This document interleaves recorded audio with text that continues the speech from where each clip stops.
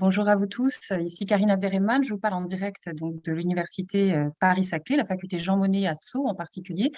Nous sommes dans la salle de l'Institut d'études de droit public qui nous accueille et je suis ravie aujourd'hui d'accueillir cette conférence qui est un des événements du cycle de conférences que nous co-organisons avec Florence Bellivier et qui aujourd'hui porte sur le futur de l'universalité des droits humains et l'argument culturel. Ce cycle de conférences a été réalisé en partenariat et en l'honneur du centenaire de la Fédération internationale pour les droits humains. Et c'est la raison pour laquelle, pour garder aussi du temps pour nos différents échanges, je souhaiterais, avant de vous présenter les différents panélistes, je souhaiterais donner la parole à la directrice générale de la Fédération internationale pour les droits humains, Éléonore Morel, qui va nous présenter un peu ce centenaire et son organisation. Et puis, je reprendrai ensuite la parole pour vous présenter le sens de notre conférence et surtout nos panélistes. Merci. La FIDH a 100 ans et lors de sa création en 1922, la question du caractère universel des droits humains se posait déjà. Comment réunir ensemble les ennemis d'hier ? Comment faire entendre à peine plus de 3 ans après la fin de la Première Guerre mondiale des Français et des Allemands ? Comment les fusils à peine tués arrivaient à sortir de la logique de la loi du plus fort ? Comment parler même d'universel sur les ruines d'un continent, d'un monde, dépecé par le conflit le plus meurtrier, le plus destructeur que l'humanité ait connu jusqu'ici ? Un conflit qui a exacerbé les sentiments nationaux et sur lequel déjà se construit le tournant nationaliste, fasciste, alimenté par un irrédentisme et un esprit revanchard en Italie comme en Allemagne. Donc évidemment, ça a été un défi pour les fondateurs de la Fédération internationale pour les droits humains en 1922. Mais ce n'est pas le seul. Des problématiques, avant même les débuts de la FIDH, questionnent la visée universelle des droits humains. Et parmi cette problématique, évidemment, j'évoquerai celle de la colonisation et de son corollaire, la décolonisation. La France est alors considérée comme la patrie des droits de l'homme depuis le siècle des Lumières. Et pourtant, la France n'a pas hésité, avec les autres empires européens, à coloniser des terres, des peuples et des cultures sans contradiction apparente. Mais difficile dès lors pour les personnes qui ont subi la colonisation partout dans le monde de ne pas associer visée universelle des droits humains et expansion coloniale. Celles et ceux qui nous ont précédés à la FIDH, inscrits dans un courant résolument anticolonial, se sont pourtant battus avec acharnement contre ce que Jean-Paul Sartre appelait un système. La colonisation a peut-être su tirer parti d'une hypocrisie paternaliste qui consistait à prétendre apporter des lumières d'une soi-disant civilisation à des peuples jugés inférieurs. Mais ne nous y trompons pas, elle s'est faite en réalité en violation des droits humains, de tous les droits humains les plus fondamentaux, et évidemment malgré l'opposition de ses défenseurs. La confusion entre universalisme des droits humains et colonialisme, compréhensible un temps, ne devrait plus avoir cours. Et pourtant, encore aujourd'hui, elle semble exister plus que jamais. Cette confusion est entretenue par des groupes d'intérêts puissants, animés par des idéologies ou des croyances mortifères. Ces groupes, et je ne vous apprends rien, financent des mouvements hostiles aux droits des personnes LGBTIQ et hostiles aux droits les plus fondamentaux des femmes, en particulier celui du droit à l'avortement. Et laissez-moi le rappeler ici, le droit à l'avortement est un droit humain et une femme a la liberté de faire ce qu'elle souhaite de son corps. Ces groupes, nous les connaissons, il s'agit de mouvements radicaux ou de partis politiques ultra-conservateurs. Leur argumentaire reprend grossièrement les argumentaires anti-impérialistes. Un paradoxe alors que certains d'entre eux sont situés en Amérique du Nord, que leur racisme est de notoriété publique, de même que leur messianisme. Ils ciblent d'abord les droits reproductifs et les droits des minorités sexuelles, mais c'est l'ensemble des droits humains, autant que leur essence même, qui sont menacés. Bien sûr, ils agissent en tirant profit de nos failles. Oui, les droits humains tels qu'ils sont formulés et tels qu'ils sont racontés aujourd'hui viennent de l'Occident.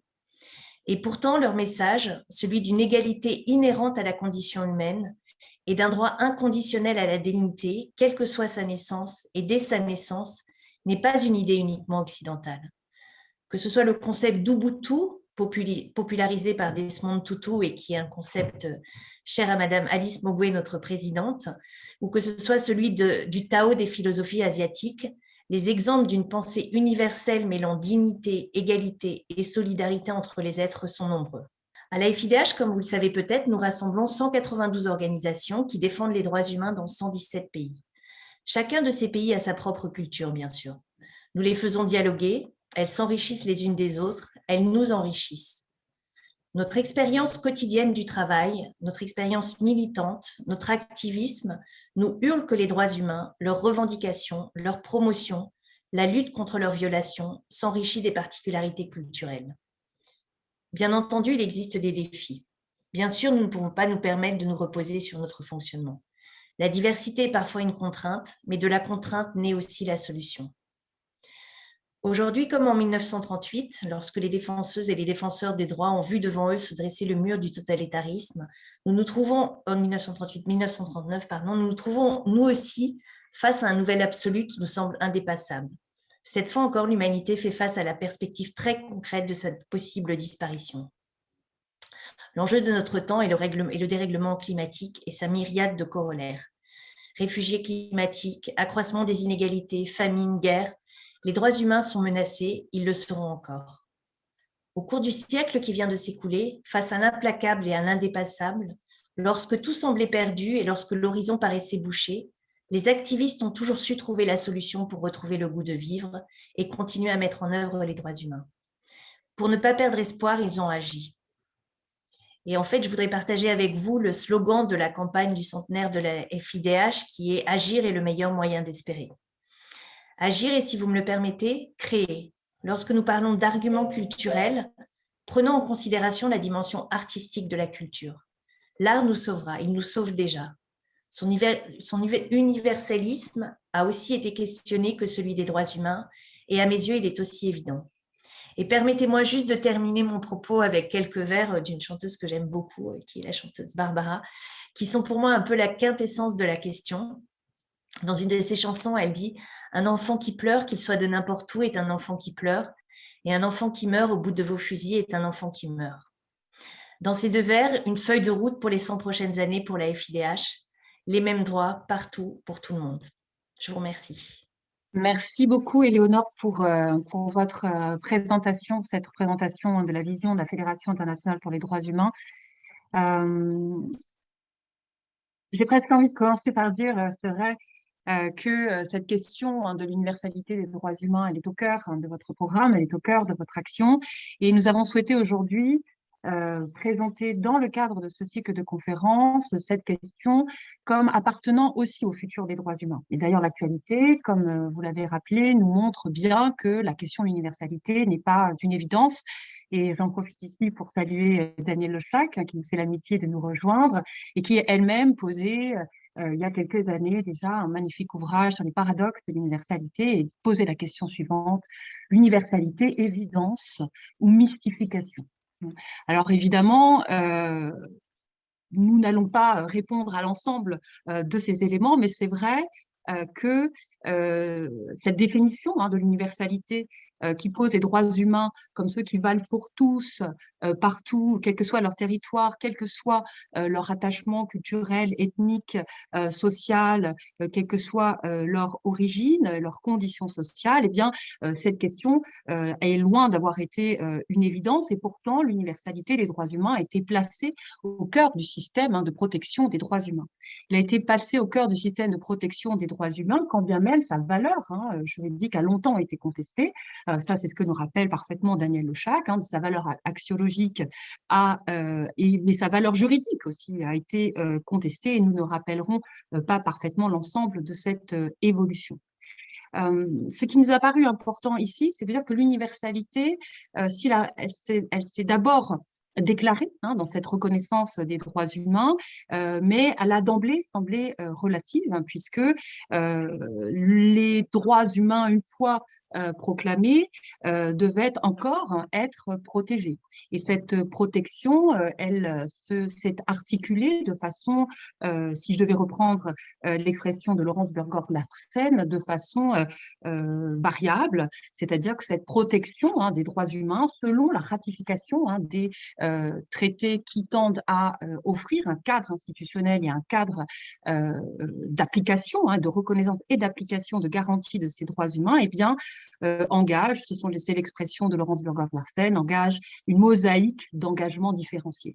Et cette mosaïque d'engagement différenciés a sans doute entraîné ou en tout cas encourager ou peut justifier aussi l'interrogation selon laquelle il n'y aurait pas de droit commun des droits humains, puisque ces droits humains sont différemment protégés, même sur un même continent. Elle cite par exemple l'application différenciée sur le continent américain et de la déclaration de l'universalité des droits humains à leur parfaite juridictionnalisation, en tout cas c'est un angle, une façon d'envisager cela, nous savons et nos intervenants vont pouvoir nous le rappeler qu'il y a une modulation de cet engagement dans la protection et donc une possible remise en cause de celle-ci en raison de cette protection variable.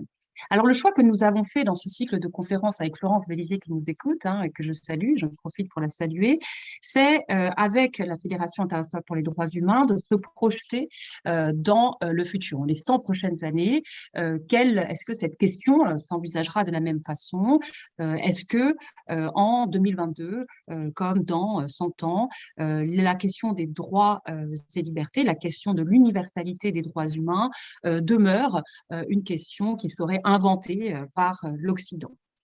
Est-ce un obstacle, cette diversité d'application, cette diversité de reconnaissance selon les zones culturelles et les zones territoriales où ces droits ont pu être reconnus malgré cette merveilleuse déclaration universelle des droits humains qui unit chacun de ces États dans la reconnaissance de cette universalité? Eh bien, sans doute, en tout cas, nous faisons le pari aujourd'hui d'interroger et nous faisons avec nos panélistes, d'interroger cette diversité culturelle et ce que l'on dit comme étant un argument culturel. L'Afrique protégerait moins bien les droits humains ou entendrait défendre la liberté ou le droit de disposer de son corps différemment qu'en Asie, etc.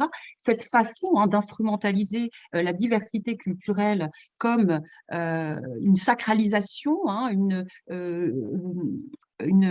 façon de ségréguer, je ne sais pas si vraiment les différentes cultures, les régions, eh bien, c'est évidemment pas la façon dont le droit a pu consacrer ces droits et cette question, et ce n'est pas non plus la façon dont nous allons l'envisager aujourd'hui sans l'ignorer, bien évidemment.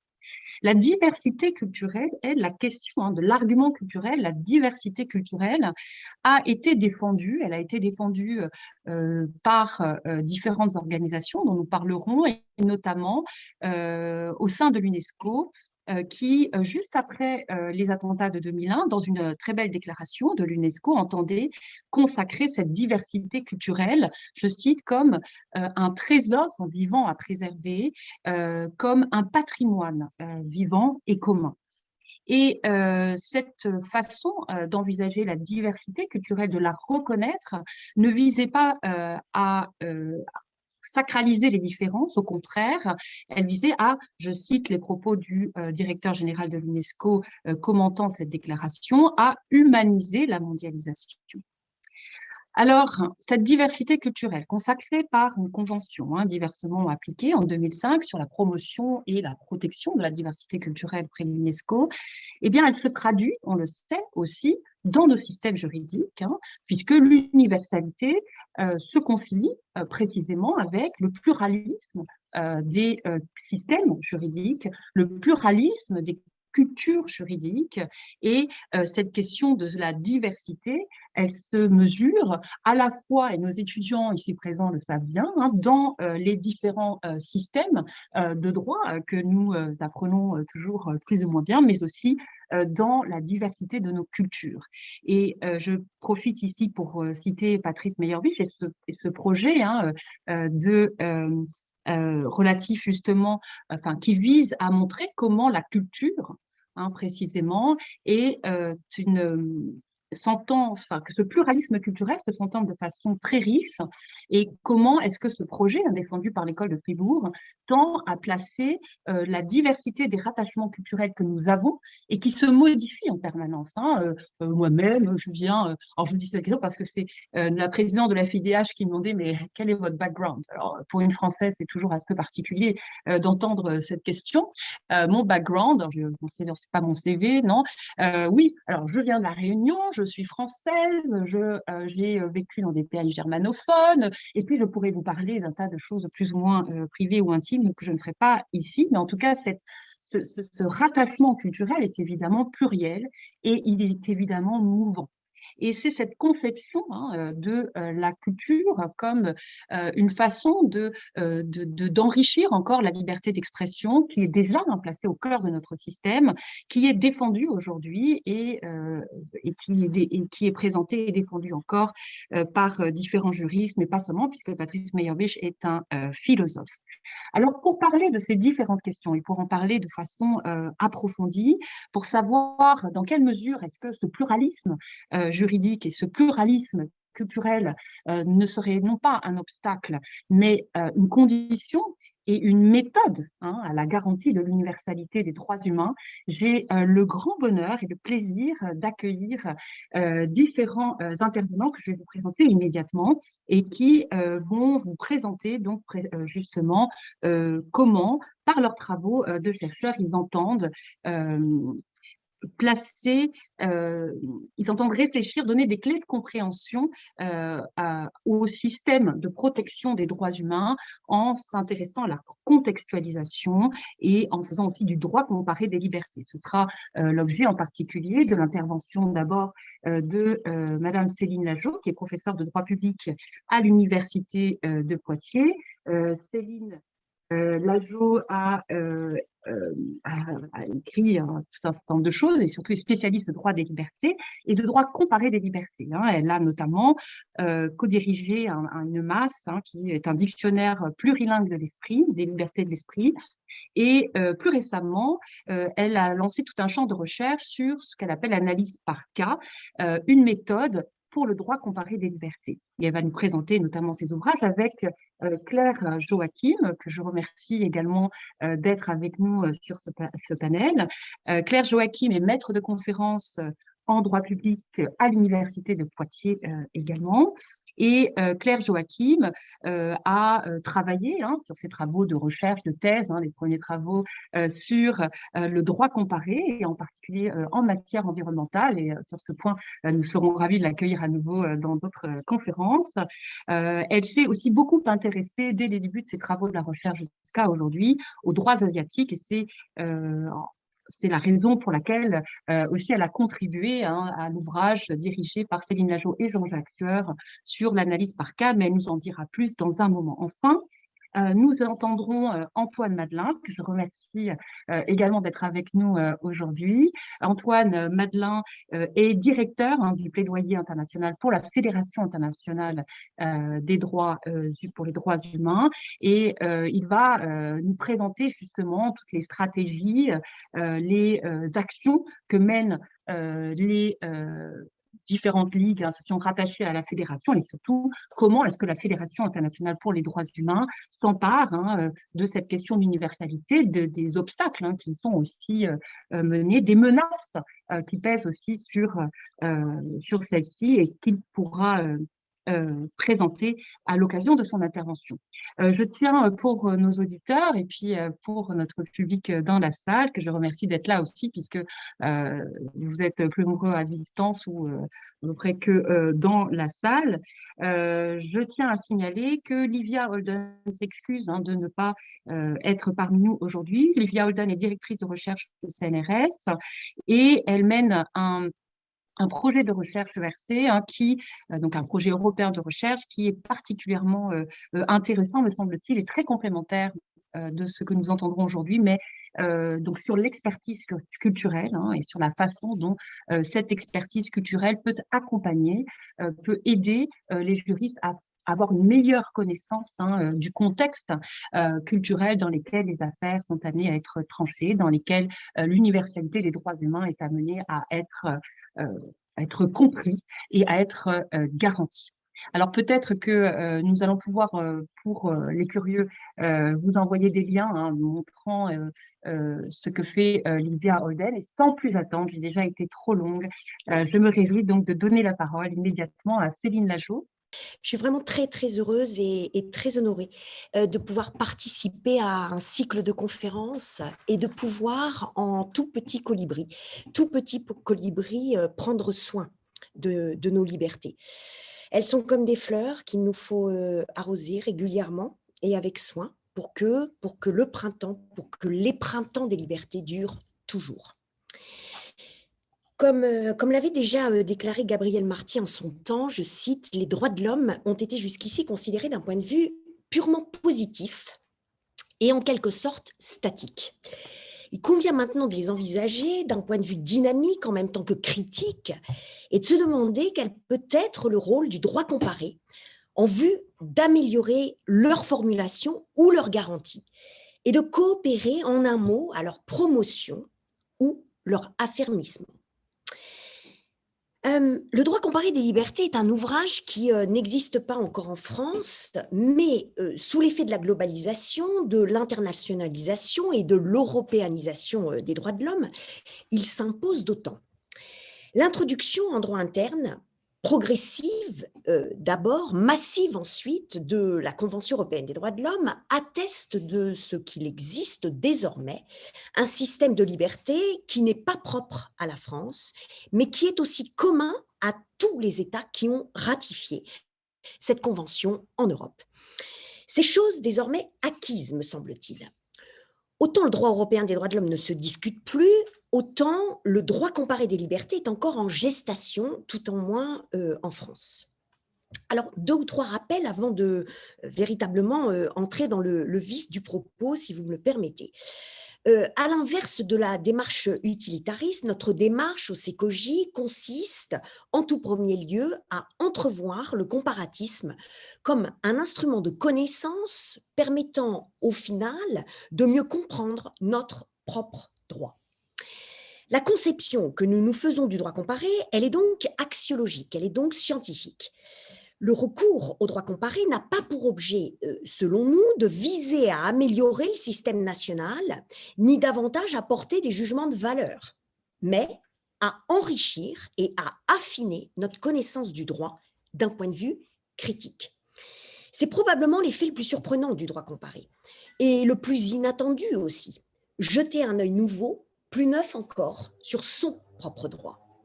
Étienne Picard défend toujours depuis longtemps cette idée lorsqu'il déclare, je le cite, que le droit comparé est essentiellement comparatif en ce qu'il ne décrit pas un droit étranger pour lui-même, mais toujours par rapport à un autre droit.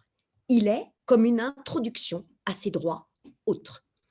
Et Pierre Legrand d'ajouter que, je cite, la comparaison convie le comparatiste à opérer un retour sur soi par-delà le tropisme émancipateur, le poussant à s'intéresser à un autre droit.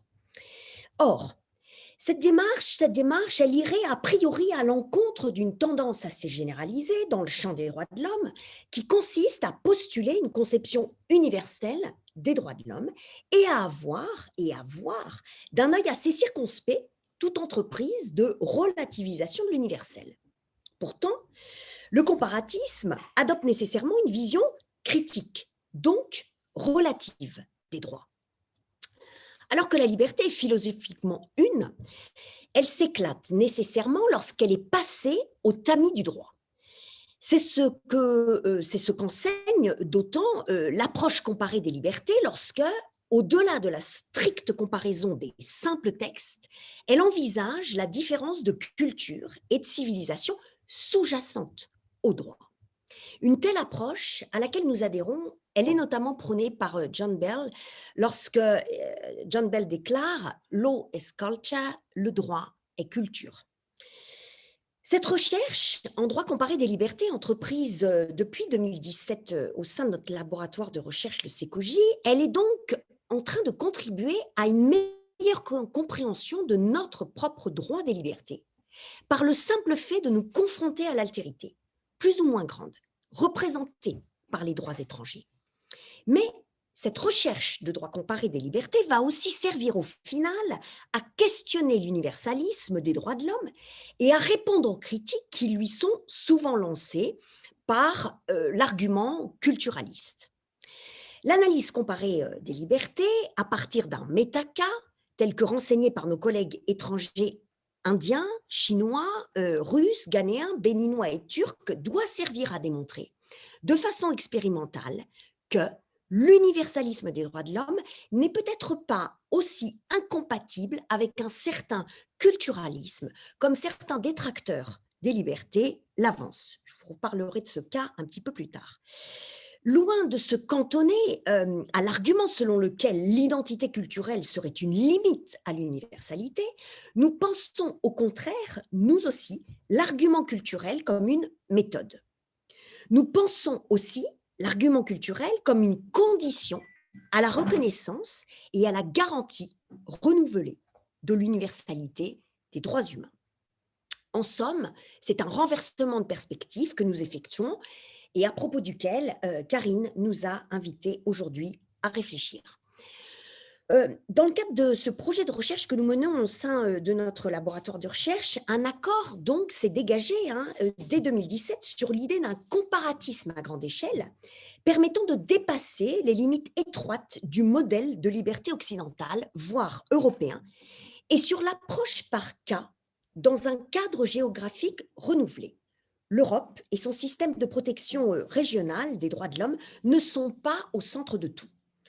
La méthode de l'étude de cas nous a semblé un gage d'objectivité, puisque cette méthode ne préjuge de rien et laisse ouvertes certaines portes, en particulier celle de l'interdisciplinarité ou de la transdisciplinarité.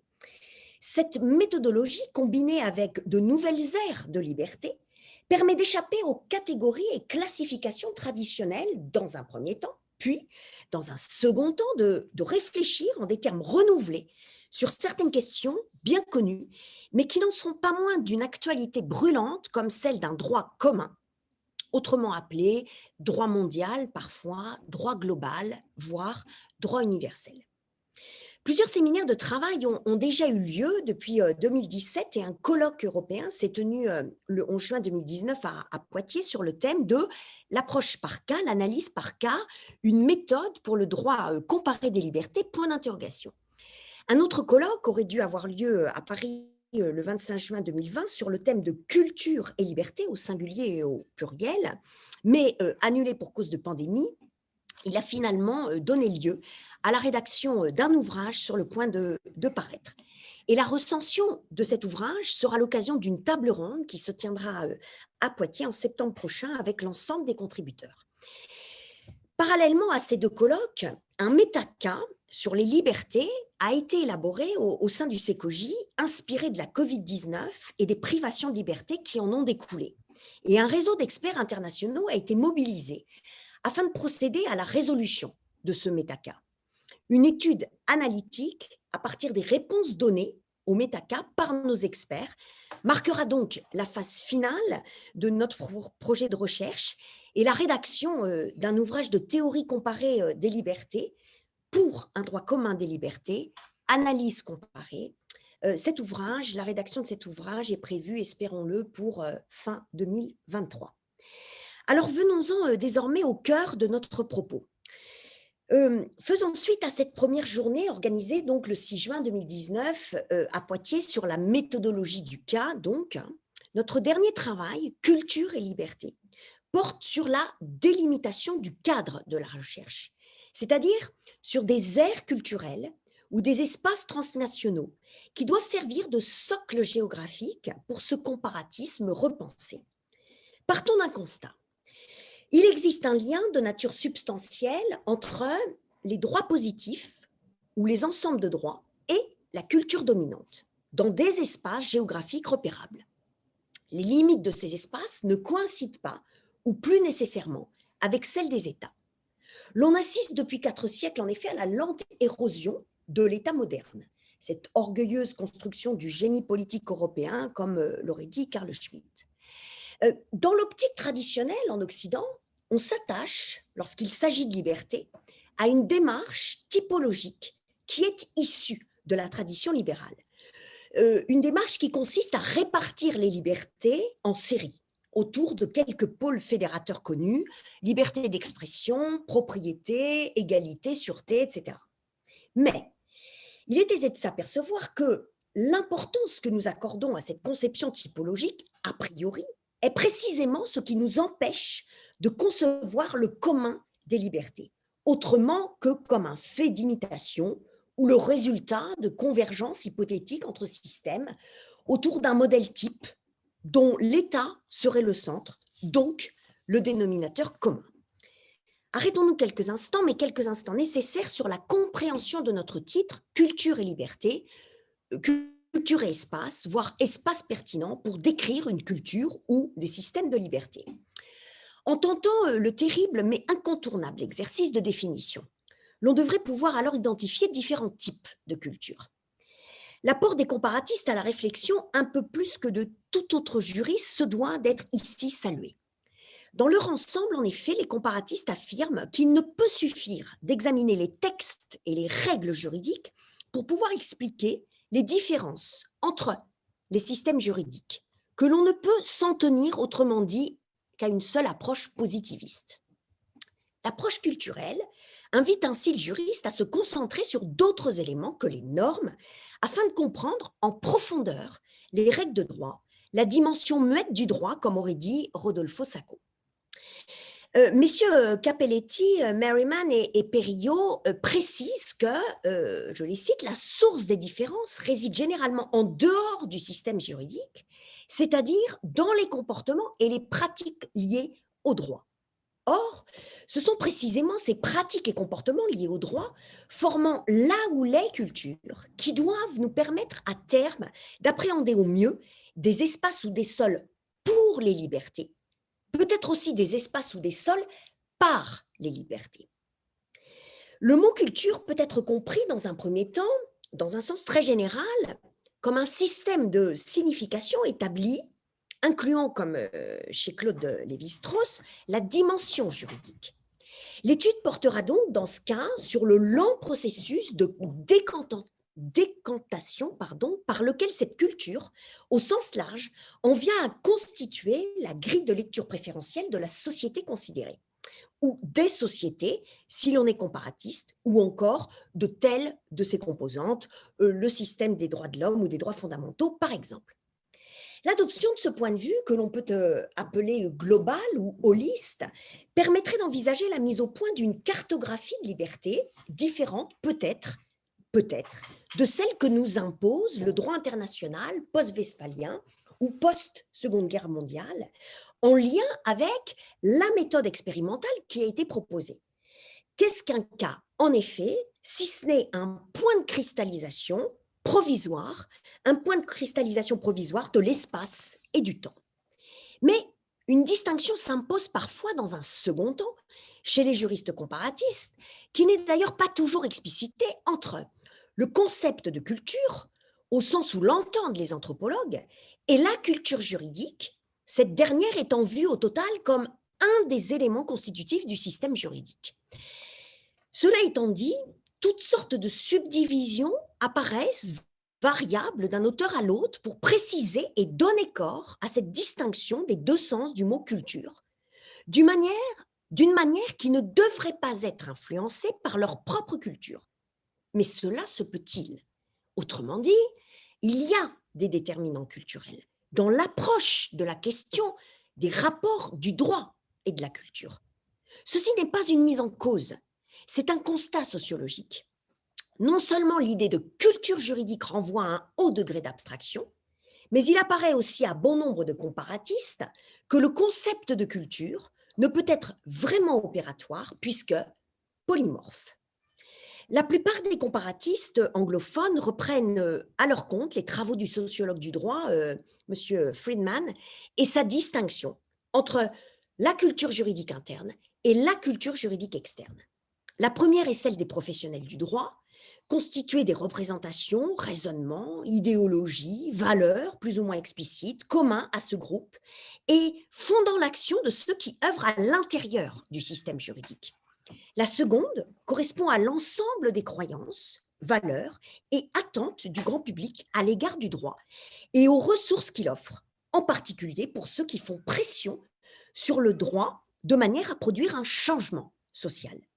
Autrement dit, nous aurions affaire à deux niveaux d'intelligibilité différents, micro et macro, si l'on veut, mais concourant tout de même tous les deux à la compréhension d'un tout complexe que l'on peut appeler de différentes façons. Un système, par exemple. La culture juridique serait ce qui, au sein de ce système, assure la communication entre la culture au sens général et la composante technico-instrumentale du dit système. C'est au fond une médiation.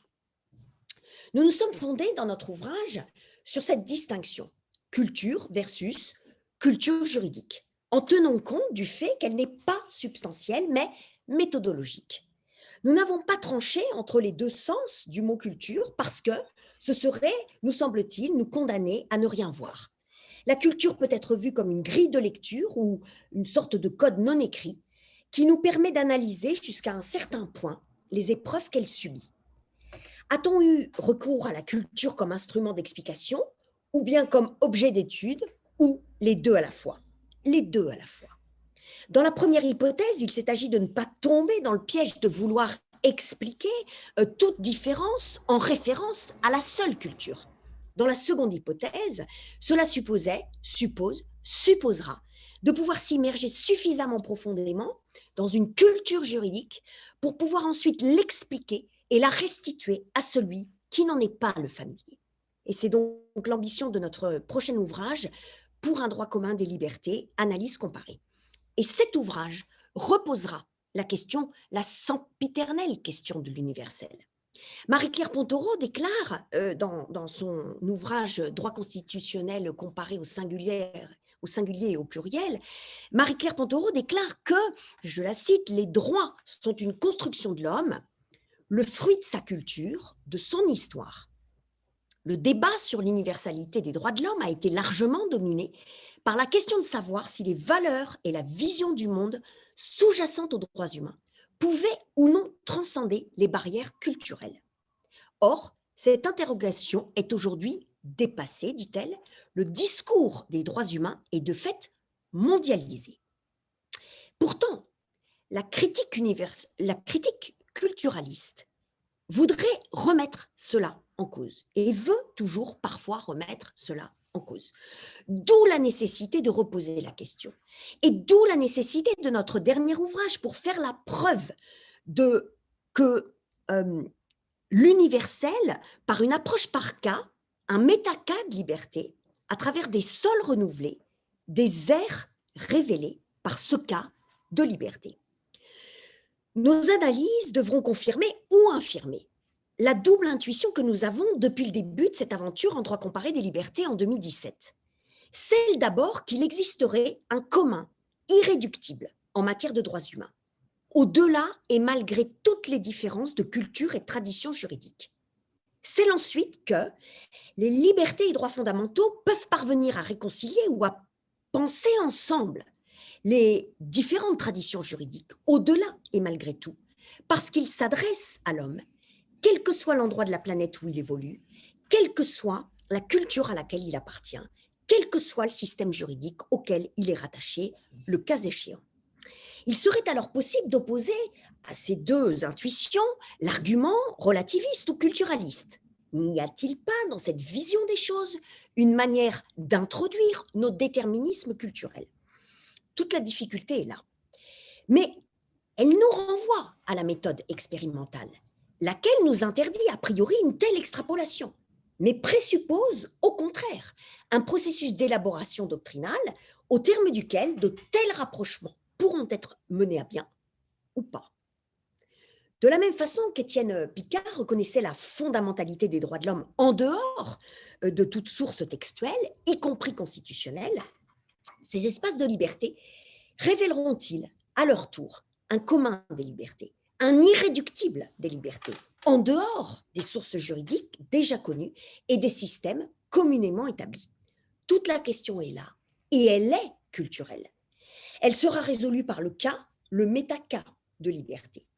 Alors que l'incertitude du droit est étroitement liée à la pluralité des systèmes de valeurs et à la complexification des problèmes, l'enjeu de notre recherche, à travers la résolution des cas, sera précisément de confirmer ou d'infirmer l'hypothèse qu'il existe un accord sur les valeurs communes, un commun des libertés, une nouvelle commune lei, pourrait-on dire encore, ou un nouveau ius commune.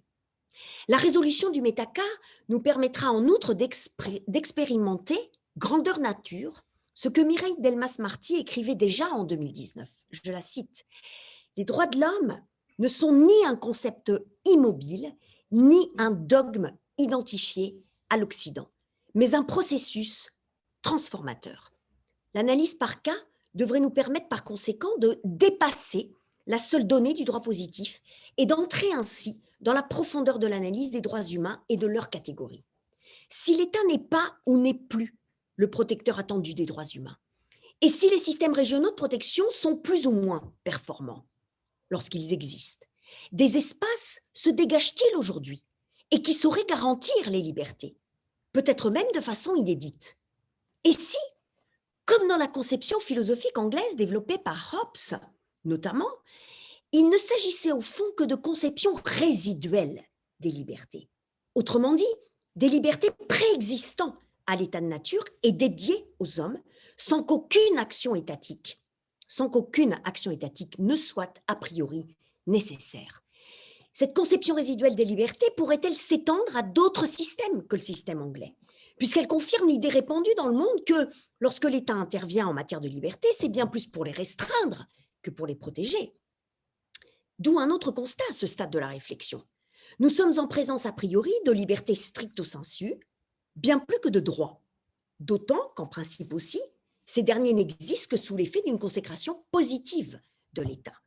D'où enfin cet autre constat, qu'il n'est en aucun cas besoin de confirmer ou d'infirmer la nature démocratique de l'État en cause pour constater les choses suivantes. Les libertés préexistent. L'État les préempte, pourrait-on dire, à plus ou moins forte dose, selon qu'il est plus ou moins démocratique. Les systèmes régionaux garantissent plus ou moins efficacement ces libertés, en faisant peser sur les États, dans la meilleure des hypothèses, des obligations positives. Les systèmes régionaux de protection des droits et libertés dialoguent entre eux, donnant peut-être ainsi naissance à de nouveaux espaces de liberté. La communauté ne préexiste pas à la solution des problèmes que nous posons, elle lui est consubstantielle, et ces problèmes ne pourront trouver de solution que si cette communauté élargie, les citoyens, les savants, les politiques, rendent tout cela possible. Le commun n'est pas un objectif en ce sens, c'est un prérequis impliquant pour exister en tant que tel, plus que des concepts, des femmes et des hommes intéressés. Je vous remercie. Merci beaucoup Céline pour ce riche rapport, cette très riche présentation de ce droit comparé des libertés et des questions et des enjeux qu'il soulève nécessairement. Je vais juste, et ce qui m'a particulièrement intéressée, cette idée, alors il y a plein de choses dont on va parler juste après, mais ce qui m'a vraiment intéressée, c'est cette idée de montrer dans quelle mesure ce commun des libertés peut ne pas être une approche ou traduire une approche restrictive, mais définir de nouveaux espaces de liberté. Cette aporie, ou en tout cas cette destruction, ou cette, je ne sais plus le terme exact que tu as utilisé tout à l'heure, de l'érosion de l'État moderne. Je crois qu'il s'agit véritablement d'une recherche qui permet de creuser, de nourrir et d'identifier à nouveau le cadre de protection, le système de protection auquel les droits humains, dans cette approche de l'universalité des droits humains que les chercheurs ici présents du moins et la FIDH défend, s'entendent. Et oui, et en dernier mot avant de passer la parole à Claire Joachim aussi, pour dire que finalement je me disais, bon, est-ce qu'on est vraiment en futur des droits humains, puisque le ius commune, c'est une vieille histoire qui a occupé l'Europe du Moyen-Âge et l'Ancien Régime. En tout cas, c'est en Allemagne, en Italie, et Et c'est intéressant de voir que cette recherche d'unité pour installer un certain nombre de valeurs dans des contextes précisément historiques différents n'est pas une question parfaitement nouvelle. Pour continuer cette réflexion sur l'universalité des droits humains, je donne donc la parole à Claire Joachim, qui nous fait l'honneur et le plaisir d'être avec nous ce soir. Claire Joachim a notamment, je l'ai présenté tout à l'heure, je serai plus brève, mais elle a présenté dans le premier ouvrage déjà paru sur l'analyse par cas, l'application de la méthode des cas aux pays d'Asie, quelques défis issus du droit de l'environnement chinois, japonais et singapourien. Alors, elle va nous dire dans quelle mesure elle peut présenter une partie de ses travaux, puisque notre temps est limité. Merci beaucoup, Claire, d'être avec nous ce soir. En fait, ce que je vais vous proposer là, c'est une sorte de compte-rendu, une illustration via le cas japonais. Donc, on va s'éloigner un petit peu des considérations méthodologiques que j'ai pu aborder dans cette contribution, même si je ferai ressortir des éléments propres au droit japonais. Peut-être que j'élargirai un petit peu à l'Asie, mais pas beaucoup, parce que bien évidemment, j'ai beaucoup de choses à vous dire et peu de temps. Oui, l'idée, cette illustration-là du cas japonais vient en soutien à cette idée centrale selon laquelle l'argument culturel peut être un élément méthodologique même, je dirais, devrait être un élément méthodologique. Je vais prendre parti, mais devrait être un élément méthodologique pour cet universalisme, pour je dirais, les 100 prochaines années. C'est quand même une sacrée ambition. Alors, une illustration, le cas japonais, alors un cas et en réalité deux situations pour vous donner une idée de l'importance de cet argument culturel et de l'aspect central. Et là, évidemment, je prêche pour ma chapelle, puisque je suis comparatiste, mais l'aspect central du droit comparé. Le droit comparé apparaît véritablement comme un outil essentiel pour faire ressortir finalement les différents enjeux dans cette entreprise. Alors, en premier lieu, le cas japonais est passé au grill, je dirais, de la grille d'analyse sur un cas qui portait sur le droit de l'homme à un environnement sain. Donc ça va être une première partie. Et puis en seconde partie, je parlerai plus spécifiquement de la façon dont les Japonais ont géré la crise du Covid et ce qui participe du coup au métacas. Parce que ça apporte des éléments supplémentaires qui apparaissent intéressants. Alors, tout d'abord, du point de vue du droit, de ce cas en droit de l'homme à un environnement sain, donc on avait un cas qui était proposé avec un questionnaire. Alors, le cas en question qui a été proposé, je vais vous lire son intitulé, comme ça vous aurez une idée de la manière dont on a posé les choses, en tout cas vis-à-vis de ce droit de l'homme à un environnement sain. Donc, le propriétaire d'un grand domaine décide d'y faire des aménagements en défrichant 7000 m² de bois et de forêt et en asséchant une zone humide de plus de 10 000 m². Peut-il être sanctionné pour atteinte à l'environnement en tant que tel, pour atteinte au droit de l'homme à un environnement sain? Alors, ce cas n'a pas été choisi au hasard puisque c'est un cas qui a eu lieu en France et c'est notamment un célèbre chef cuisinier qui a été condamné pour ces raisons-là par la justice française. Le droit de l'homme à un environnement sain, pour les environnementalistes, il est composé de 3 grands principes plus concrets de mise en application, c'est-à-dire le droit à l'information, le droit à la participation et le droit d'accès à la justice. Il en est beaucoup cas dernièrement, le droit d'accès à la justice climatique.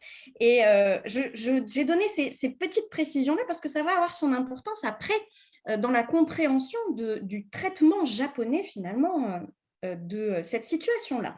Alors, quand on propose un cas comme celui-ci et qu'on confronte finalement le droit japonais à un cas comme celui-ci, si on adopte une grille d'analyse qui est positiviste et centrée aussi sur la jurisprudence, eh bien, on est un petit peu ennuyé puisque de ce point de vue-là, en droit japonais, on n'a pas grand-chose, on n'a presque rien. Alors, il y a eu une déclaration, la déclaration de Tokyo de 1970, qui traite de ce droit de l'homme à un environnement sain, et le Japon a adhéré à la déclaration de Rio de 1992 qui a lancé au niveau international ce droit de l'homme à un environnement sain.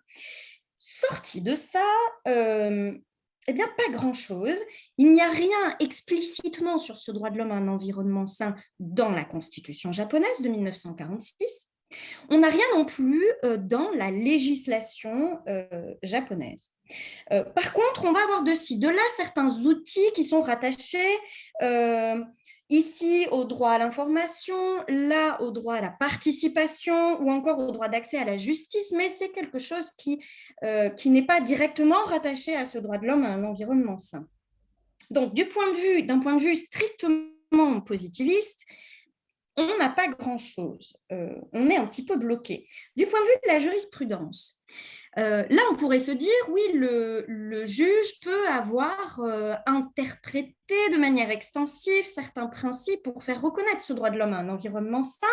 Eh bien, là aussi, on est très embêté parce que c'est limité.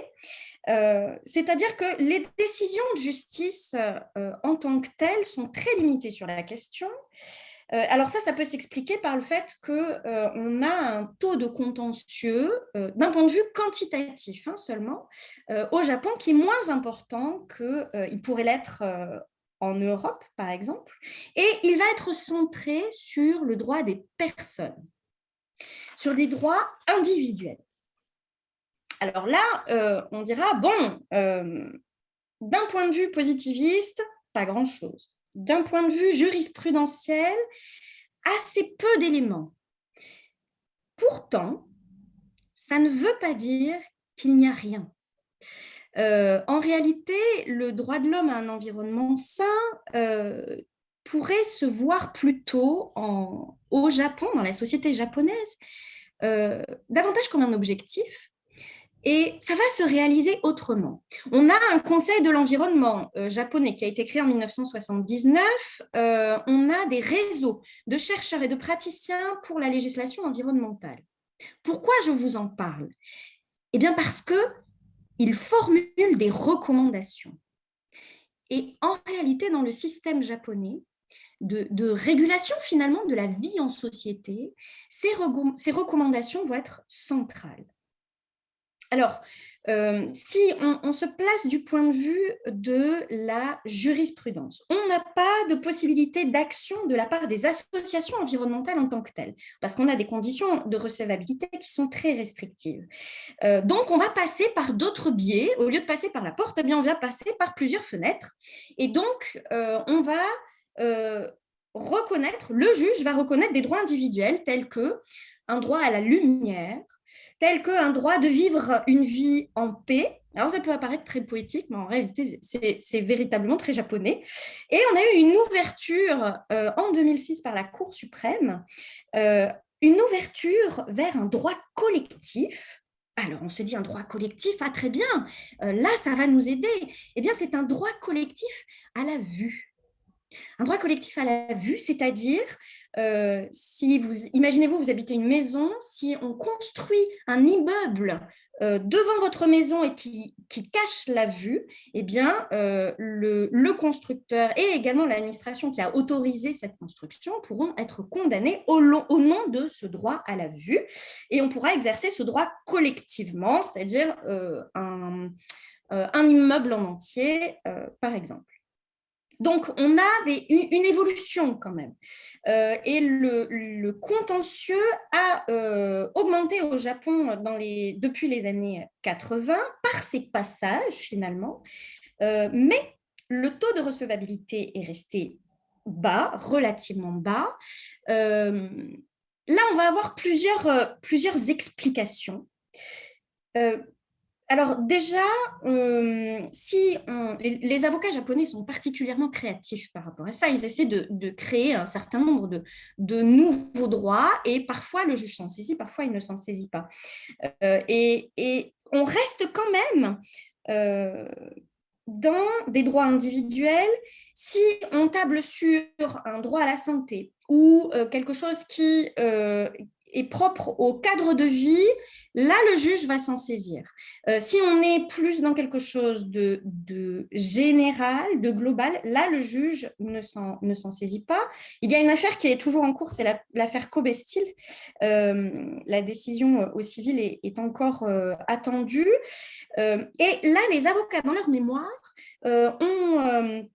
ont créé, en tout cas proposé la création d'un nouveau droit en droit japonais qui est celui, et là on se dit, petit à petit, ils y viennent, celui de jouir d'un climat stable pour chaque individu. Là, on peut se dire qu'il y a quelque chose qui est en train de se créer. Mais après, à côté de cela, pas grand-chose. Alors, quelles en sont les raisons? On a des raisons strictement juridiques.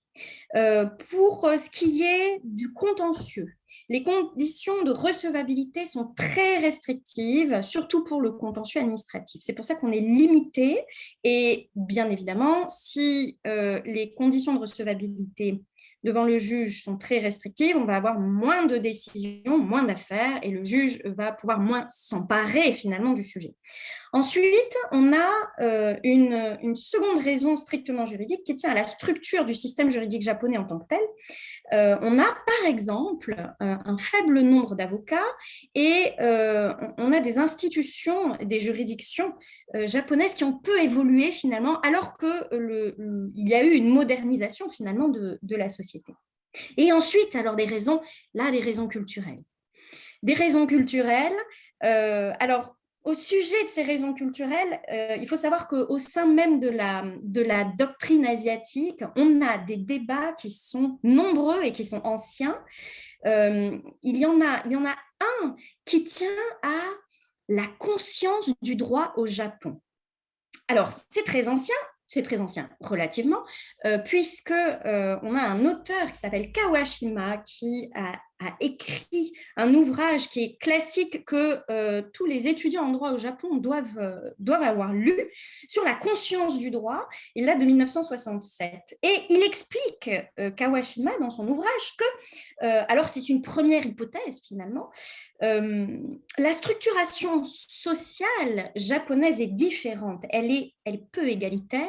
On a des dominants d'un côté et des dominés de l'autre, et les dominants doivent prendre soin des dominés. Et c'est la raison pour laquelle on a un système de conciliation qui est important, qui est performant, parce que ce sont les dominants qui sont chargés de mener des conciliations avant même qu'une affaire arrive devant le juge. Surtout qu'en plus, dans ces systèmes de conciliation, c'est privé. Les affaires ne sont pas rendues publiques. Donc, un autre élément culturel qui est important, qui est relayé d'ailleurs par un anthropologue japonais qui est Takamura. Alors, une autre hypothèse, alors là, qui est culturelle aussi et qui tient davantage à la tradition.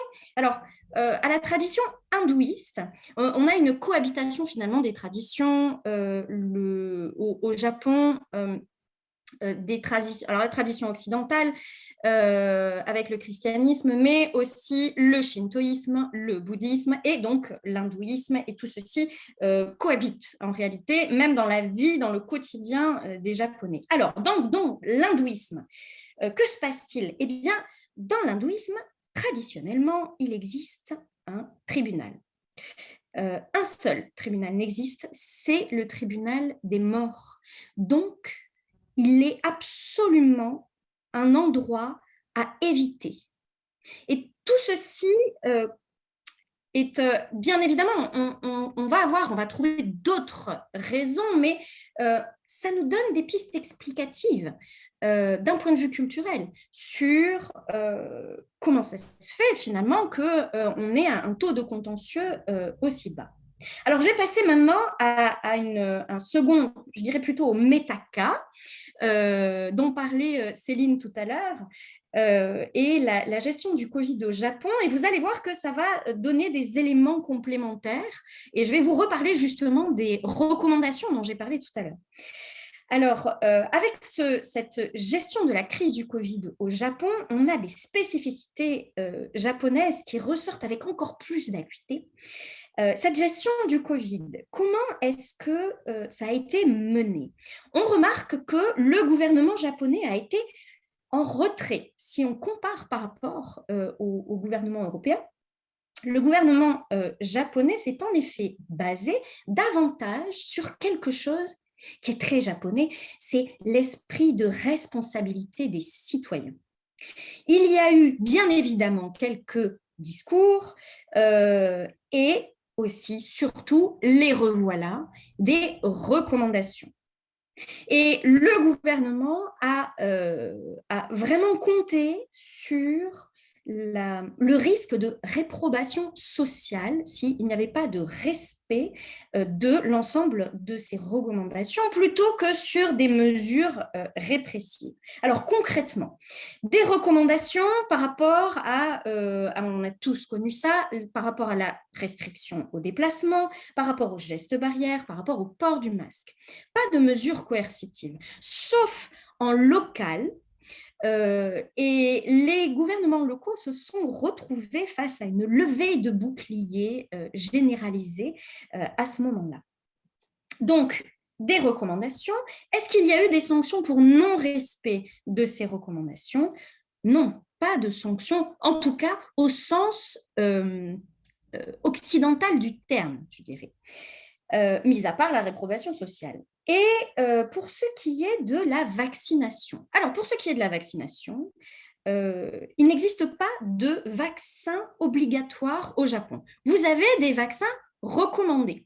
Alors, vous avez finalement 3 degrés de recommandation. On a d'abord le degré le plus haut, une recommandation de se faire vacciner, une recommandation haute. Ensuite, des recommandations intermédiaires et enfin, des vaccins qui vont être conseillés. Au niveau donc, pas d'obligation vaccinale et on respecte ces différents degrés. Alors, il y a, je ne sais pas si vous avez suivi, mais la vaccination, en tout cas contre le Covid au Japon, cette campagne a patiné un petit peu au début et puis ils ont très rapidement rattrapé leur retard sans pour autant créer une obligation vaccinale. Et qu'en est-il du pass sanitaire ? Alors, le pass sanitaire, et ça c'est une particularité qui est très intéressante au Japon. Le pass sanitaire, ce n'est pas le gouvernement japonais qui l'a établi et qui l'a rendu obligatoire, ce sont les entreprises. C'est par le secteur privé que des passes sanitaires ont pu être mis en place. Par des entreprises pour l'accès au lieu de travail, par des entreprises aussi, des commerces ou des organisateurs pour l'accès aux lieux recevant du public. Mais pas de pass sanitaire mis en place globalement par le gouvernement. Ça, c'est quelque chose qu'on retrouve aussi, cette place de l'initiative privée, c'est quelque chose qu'on retrouve aussi en droit de l'environnement. C'est vraiment étonnant, c'est-à-dire que ce sont étonnant d'un point de vue avec des lunettes occidentales, je dirais. C'est très intéressant parce que ce sont véritablement les entreprises qui vont lancer, initier, et qui vont mettre en place un certain nombre de règles. Alors, les raisons. Quelles sont les raisons pour l'exemple du Covid plus particulièrement au Japon? Je ne sais pas s'il me reste beaucoup de temps ou pas. Je pense que oui. C'est parfait. J'aurai fini. Je vous remercie. Alors, tout d'abord, d'un point de vue des raisons strictement juridiques, les Japonais ont fait face, avec cette crise du Covid, à un problème constitutionnel très important puisqu'il n'existe dans la Constitution de 1946 aucun cadre qui permet de mettre en place un état d'urgence ou qui permettrait de gérer des situations de crise. Ça, c'est historique, c'est-à-dire que depuis la mise en place et l'application de l'entrée en vigueur de cette Constitution de 1946, on a un pacifisme constitutionnel qui irrigue toute cette Constitution. D'ailleurs, ça apparaît dès le début, dès le préambule de cette Constitution. Donc, on ne peut pas faire appel à des forces armées pour gérer des situations de crise. Ça, c'est un premier aspect. Ensuite, un second aspect, c'est le principe de non-discrimination. Au Japon, le principe de non-discrimination est vraiment fondamental et on va avoir, pourtant le gouvernement japonais a essayé, il a lancé des projets de mesures coercitives et de suite, tant d'un point de vue politique que du point de vue doctrinal, il y a des choses qui ont pu, une levée de bouclier finalement qui en est ressortie. Et ensuite, alors des raisons culturelles, très rapidement, le shintoïsme d'abord, qui est cette tradition historique japonaise. Dans le shintoïsme, la base du shintoïsme, c'est la responsabilité individuelle de chacun. Et on a une imbrication ici de la religion et de la morale qui est importante.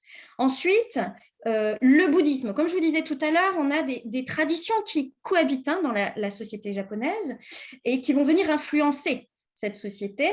Et le bouddhisme, dans le bouddhisme, on a un lien qui est très important entre la morale, un bon comportement, et la santé. Et bénéficier d'une bonne santé, c'est le résultat, vous avez tous entendu parler évidemment, d'un bon karma, c'est-à-dire d'un bon comportement individuel, un comportement individuel irréprochable. Du point de vue de la santé, qu'est-ce que ça veut dire? Ça veut dire qu'on a une certaine autonomie par rapport aux droits européens, où, en tout cas en France, on a davantage dans la réglementation en matière de santé publique, on a davantage de paternalisme. Par exemple, on a un certain nombre de vaccins qui sont obligatoires en France. Donc, on a une imbrication finalement de raisons culturelles qui viennent influencer finalement la régulation de la vie en société au Japon. Et effectivement, si on y applique une grille positiviste, on ne le voit pas tout ça.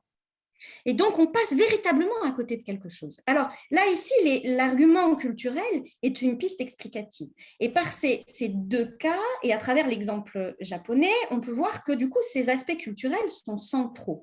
Donc, comme facteur explicatif, mais même au-delà, finalement, leur prise en compte doit être véritable et elle doit faire partie d'un autre universalisme peut-être, ou d'un renouveau de l'universalisme, sans effacer l'altérité. Et dans la doctrine asiatique, là, il y a des débats qui sont importants sur le fait de savoir justement, est-ce qu'il y a des conflits civilisationnels avec l'Europe et l'Occident, ou est-ce qu'on pourrait avoir des droits qui sont compatibles?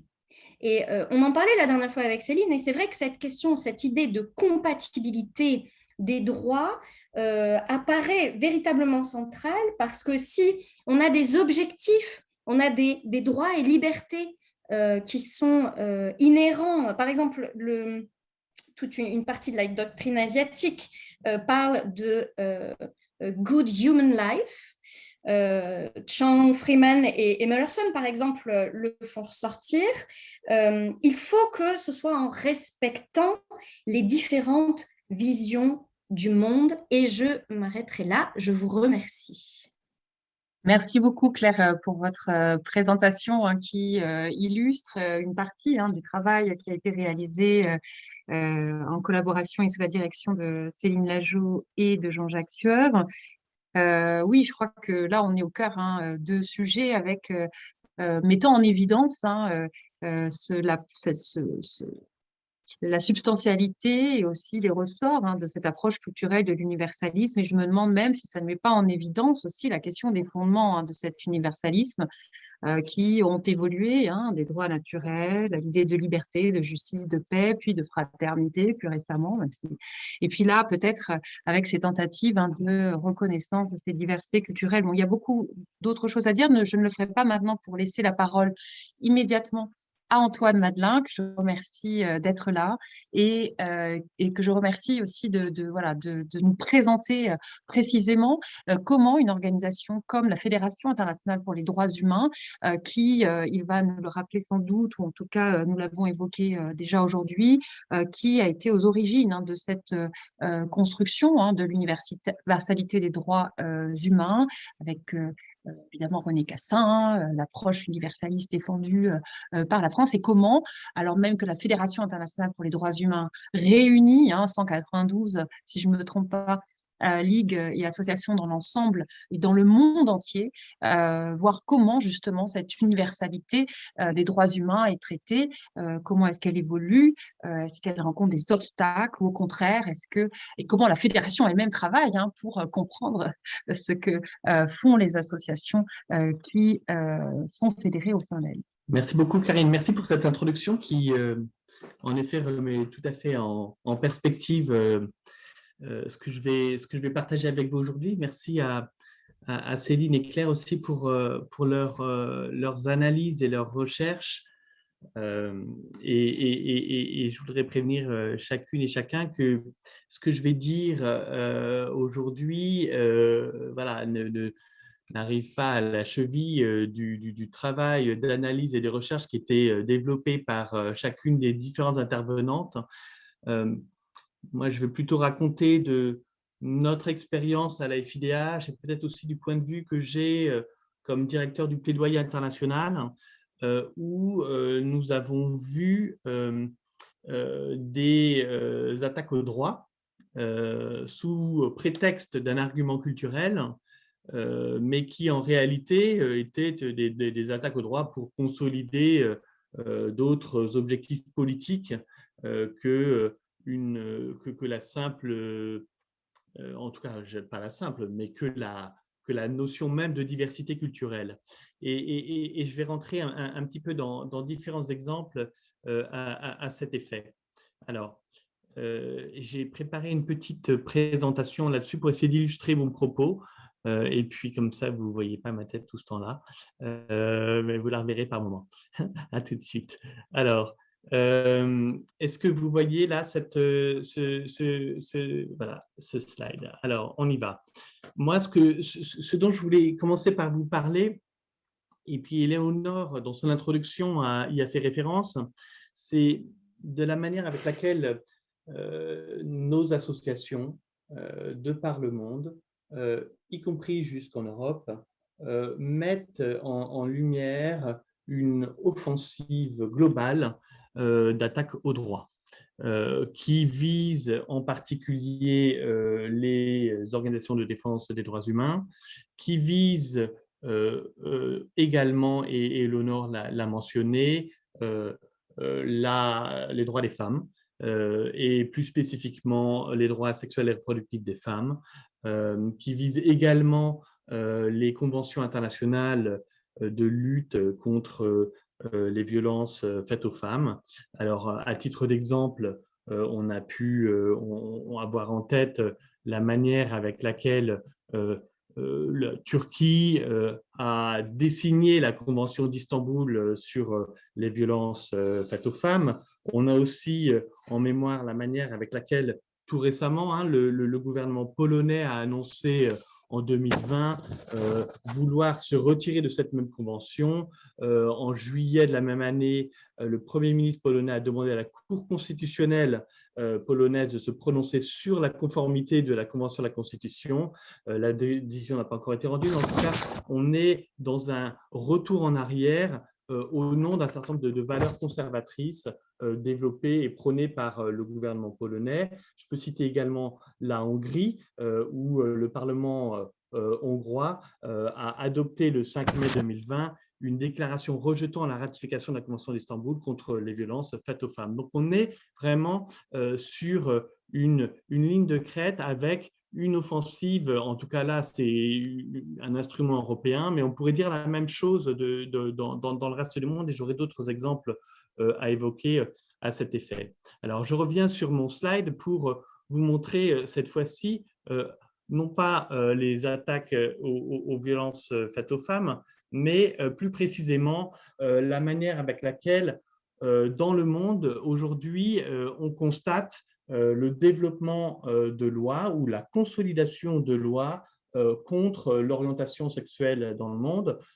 Et ici, c'est un travail qui est mené par la formidable organisation internationale aussi, ILGA, qui travaille pour la reconnaissance des personnes LGBT et qui, chaque année, actualise une carte mondiale des lois, notamment celle qui criminalise les actes sexuels entre adultes consentants de même sexe, en voyant et mettant aussi comment ces lois peuvent aller jusqu'à criminaliser ou condamner à mort des personnes accusées de relations entre personnes du même sexe. On a vu notamment, quand on regarde ces dernières années, comment il y a eu une accélération de lois anti-LGBT, notamment par exemple sur le continent africain, au Zimbabwe, en Ouganda, au Kenya, au Malawi, où un certain nombre de lois ont été adoptées récemment, sous couvert d'ailleurs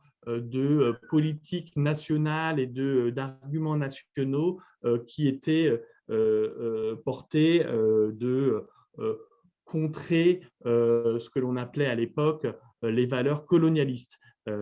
Et donc, c'est un point sur lequel je reviendrai, qu'Éléonore avait mentionné aussi dans son introduction, et où ici, on parle finalement d'une forme de relativisme. Et puis, on est en tout cas au cœur des enjeux et des attaques qui sont dénoncés aussi ou en tout cas interrogés dans la table ronde qu'on a aujourd'hui, qui est l'invocation d'un différentialisme face à une politique là qui serait des valeurs importées de l'Occident. Et alors, on dit à valeur importée sur l'Occident, mais en réalité, l'Occident même est aussi, comme par hasard et de manière assez surprenante, assujetti à aussi ces mêmes valeurs anti-occidentales et cherche aussi à se détacher de ces valeurs soi-disant occidentales. Donc, comme quoi, la notion ou l'accusation de valeurs occidentales est peut-être fausse. En tout cas, la démonstration que l'on fait ici, quand on voit en Pologne la manière avec laquelle certaines municipalités, des comtés, voire même des régions entières se sont déclarées zones anti-LGBT au prétexte derrière de la défense de valeurs traditionnelles et conservatrices et fondamentales de la Pologne. Voilà, ici, c'est plus de l'anti-antictionnalité, voilà, c'est autre chose. C'est d'autres valeurs, d'ailleurs, lesquelles valeurs on trouve aussi très largement répandues aujourd'hui par le Kremlin et qui va jusque l'ensemble d'ailleurs de l'Occident, puisque on parle de France et ici aussi, ces relents-là trouvent leur écho, ont trouvé leur écho quand il y a eu toute une campagne pour faire reconnaître le droit au mariage pour tous et toutes, et avec une contre-campagne qui a été menée à cette occasion-là, voilà, sous prétexte de valeurs beaucoup plus conservatrices. Alors, je traverse l'Atlantique pour voilà, vous rappeler voilà, la composition de la Cour suprême américaine, et alors voilà, dont on sait pertinemment aussi la manière avec laquelle elle a été recomposée dernièrement, avec un objectif très précis qui est de pouvoir reconfigurer la manière avec laquelle le droit américain, le droit constitutionnel américain qui jusqu'à présent protégeait les femmes, les droits sexuels et reproductifs des femmes, pouvait être en tout cas remis en question pour être progressivement déconstruit. Et on entendait aujourd'hui aux nouvelles comment l'État d'Oklahoma, par exemple, était en train d'adopter une loi qui interdit l'avortement dès la fécondation. Donc, véritablement, une vision assez très restrictive des droits sexuels et reproductifs des femmes. Donc, voilà, une tendance que l'on voit partout, sur tous les continents, où parfois on nous parle de valeurs occidentales, et puis quand on le déconstruit un petit peu plus et que l'on voit ces mêmes campagnes et ces mêmes échos, y compris en Occident, on voit qu'il s'agit d'autre chose. Ces campagnes que l'on constate au niveau national, on les constate aussi au niveau international. Et là, vous avez ici une photo de la magnifique salle du Conseil des droits de l'homme à Genève, le Conseil des droits de l'homme, voilà, qui est responsable de l'analyse de la situation des droits humains dans le monde, qui a également pour responsabilité la manière avec laquelle il a promu et défendre les valeurs au niveau international. Pardon, j'ai juste été dérangé par un message sur le chat. On me dit que mon micro ne marche plus très bien. Est-ce que vous m'entendez toujours ? Oui, c'est bon, parfait. Alors, je poursuis. Donc voilà, le Conseil des droits de l'homme qui a aussi une fonction normative et qui, par sa composition d'ailleurs interrégionale, établit des normes et les différentes conventions relatives aux droits humains, comme d'ailleurs depuis la mise en place des différentes conventions internationales au sein des Nations Unies. Ces textes ont été adoptés par la communauté des États, reflétant aussi la manière avec laquelle chacune des particularismes régionaux pouvaient être introduits dedans.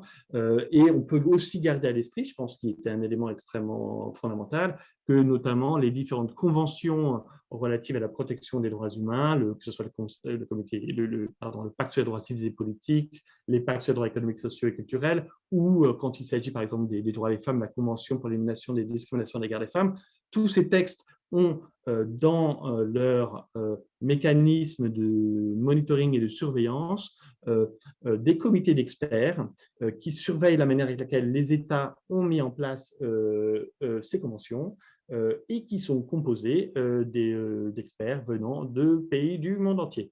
Et donc, du coup, nous avons ici aussi reflété dans ces comités d'experts voilà, une universalité géographique de par la composition, voilà, chaque État membre qui a ratifié une convention vote et élit, prend part à un vote afin d'élire des experts qui vont être en charge de l'analyse, de la mise en charge de ces conventions. Voilà. Alors, au sein même de ce Conseil des droits de l'homme, voilà, j'ai fait juste une petite parenthèse pour celles et ceux qui sont moins connaisseurs sur son propre fonctionnement. Au sein même de ce Conseil, qui est en charge de l'élaboration des normes, on a constaté, en tout cas depuis 2015, une tentative d'État conservateur, en tout cas derrière un agenda conservateur, de faire reconnaître au niveau international une résolution sur le droit à la famille. Une notion voilà, qui n'existait jusqu'à présent pas en droit international et qui vise de faire reconnaître la famille comme une entité sociale qui joue un rôle crucial sur la préservation de l'identité, des traditions, de la moralité, du patrimoine culturel, du système de valeurs de la société. Donc, véritablement, une notion tout à fait un peu archaïque de la famille, je crois, hein, et qui réaffirme que la famille est avant tout un élément naturel et fondamental de la société, et que du coup, cette entité a le droit à une protection de la part de la société et de l'État. Derrière cette tentative, au fait, en réalité, un certain nombre d'États qui ont porté cette résolution cherchent à mettre en place une concurrence de droits et d'opposer donc la famille à les individus. Et plus spécifiquement, les personnes qui demandent ou pourraient revendiquer un divorce, par exemple, ou les personnes qui pourraient avoir des conceptions différentes d'une famille comme étant le mariage entre un homme et une femme. Et puis, en outre, cette perception ou cette notion de famille telle qu'elle est développée aussi au Conseil des droits de l'homme au travers de ces résolutions, met sous le tapis toutes les violations des droits humains qui peuvent intervenir au sein même d'une famille, et notamment les violences faites aux femmes, les violences aux enfants, et comment aussi le lieu de la famille peut être un lieu où il faut être particulièrement vigilant en matière de droits humains. C'est la particularité notamment de la Convention d'Istanbul que de permettre et de regarder jusqu'au sein même d'une famille la manière avec laquelle il est important de protéger les femmes. Cette tentative de réécriture du droit international, elle continue de se poursuivre aujourd'hui et elle a eu un nouvel écho quand, notamment sous l'impulsion de la présidence de Trump des États-Unis d'Amérique, un certain nombre d'États aussi sous cette politique, unis par cette politique conservatrice, ont adopté une déclaration en 2020 dont ils espèrent pouvoir agrandir le nombre d'États pouvant la suivre, avec une idée derrière de pouvoir aussi proposer une vision alternative des droits des individus. Une déclaration, ce qu'on appelle la déclaration de Genève, la déclaration consensuelle de Genève, qui veut promouvoir la santé de la femme et renforcer la famille. Donc ici, à l'intérieur de cette même convention, l'idée est de pouvoir trouver des arguments et construire un droit international quelque part qui permettrait de limiter les droits sexuels et reproductifs des femmes d'une part, et d'autre part, limiter les droits des personnes LGBTI et ou les violences faites aux femmes à l'intérieur des familles au nom de la protection de la famille. Donc on est véritablement dans un développement normatif qui vise à accélérer et accroître la norme internationale conservatrice contre la norme existante en matière de droits humains. Et c'est une campagne, et j'ai trouvé intéressant, alors même si c'est un peu difficile de déchiffrer en italique, qui retrouve un nombre d'États assez important, où on voit à côté des États-Unis d'Amérique de Donald Trump, alors le président Biden, je crois, s'est retiré de cette déclaration. Pour autant, les républicains pourraient revenir au pouvoir aux États-Unis d'Amérique. Donc, ce que je vous raconte n'est pas complètement du passé, malheureusement. On a également le Brésil de Bolsonaro, l'Indonésie, l'Ouganda de Museveni qui a adopté des lois anti-LGBT, l'Égypte, donc voilà, je n'ai pas besoin de faire une description de l'état de la dictature, et un certain nombre d'États co-signataires, du Bélarus, des États conservateurs développant aujourd'hui des valeurs anti-droits humains, et notamment à nouveau aussi la Pologne et la Hongrie. Voilà. Donc, un certain nombre une offensive, voilà, au niveau international, dont on peut s'inquiéter de la manière avec laquelle elles peuvent provenir, développer et porter atteinte au droit international.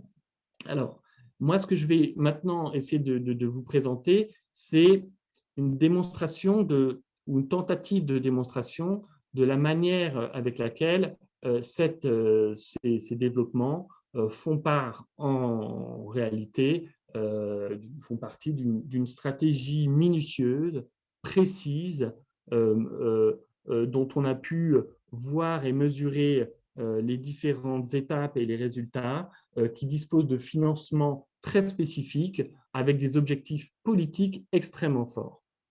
Alors, ce travail-là, c'est un travail qui a été rendu possible par un travail de recherche par plusieurs ONG internationales, et notamment et en particulier une ONG qui s'appelle le Forum parlementaire européen pour les droits sexuels et reproductifs, qui a pu récupérer un document confidentiel qui a été établi par, à l'origine, un groupe d'une vingtaine de militants américains et européens qui ont élaboré une stratégie toute simple avec des objectifs qui disaient réalisables pour faire reculer les droits humains en matière de santé sexuelle et reproductive en Europe. Des documents qui ont été révélés et qui ont été publiés récemment et dont l'ONG en question a pu rendre public, détaillent une stratégie extrémiste qui vise finalement à rétablir l'ordre naturel et met en place et prévoit un programme pour l'Europe qui vise à annuler les lois existantes sur les droits fondamentaux liés à la sexualité et à la reproduction, comme le droit au divorce, l'accès des femmes à l'avortement ou à la contraception, aux technologies de reproduction, qui vise à attaquer l'égalité pour les personnes lesbiennes, gays, bisexuelles, trans ou intersexes, ou même le droit de changer de genre ou de sexe sans craindre de répercussions juridiques. Et donc, il y a tout un tableau, tout un document qui a pu être mis en place et qui vise très précisément un certain nombre de lois dans un certain nombre de pays qu'il faudrait radier, dont il faudrait se séparer, des nouvelles lois à mettre en place, et puis des nouvelles actions qui doivent être aussi mises en place de manière à consolider cet agenda conservateur. Alors, parmi les lois que l'on voit ici dans ce programme, plusieurs se sont transformées aussi et dont on a pu constater leur réalisation sur le terrain. Je parlais un petit peu plus tôt des lois adoptées en Pologne ou en Russie. Il y a en tout cas, depuis la mise en place de cette stratégie, un certain nombre d'acteurs qui ont réussi à changer l'espace législatif des pays ciblés au sein même notamment d'États de l'Union européenne, mais pas uniquement. Toute une stratégie qui a pu également être mise en place au sein des Nations Unies pour, du coup, participer à cette réécriture du droit international ou cette tentative de réécriture du droit international au nom des valeurs familiales, en tout cas la déclaration de Genève dont je vous parle un petit peu plus tôt. Et là, ici, c'est l'Observatoire pour l'universalité des droits qui a mené une enquête complémentaire et qui explicite de la même manière comment progressivement un certain nombre d'ONG spécialisées ont pu être accréditées aux Nations Unies, ont pu entrer aussi dans les espaces des Nations Unies où les questions se posent sur l'élaboration de nouvelles normes, en infiltrant le comité en charge de l'accréditation des ONG, en envoyant en tout cas pour les États candidats pour participer à ce comité des briefings très spécifiques afin de permettre que les ONG conservatrices puissent être accréditées. Et ensuite, au sein du Conseil, elles ont pu développer tout un plaidoyer afin de influer les délégués des différents gouvernements en place et travailler progressivement à consolider leur présence et leur visibilité au sein des Nations Unies. Voilà. Alors, toute cette politique est également une politique qui a été très largement financée.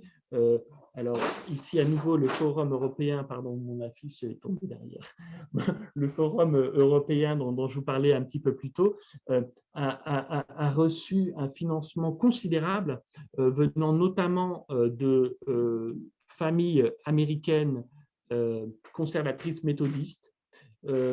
Toute une autre partie du financement est venue d'oligarques russes et les études ont pu démontrer comment et où ce financement a pu aller.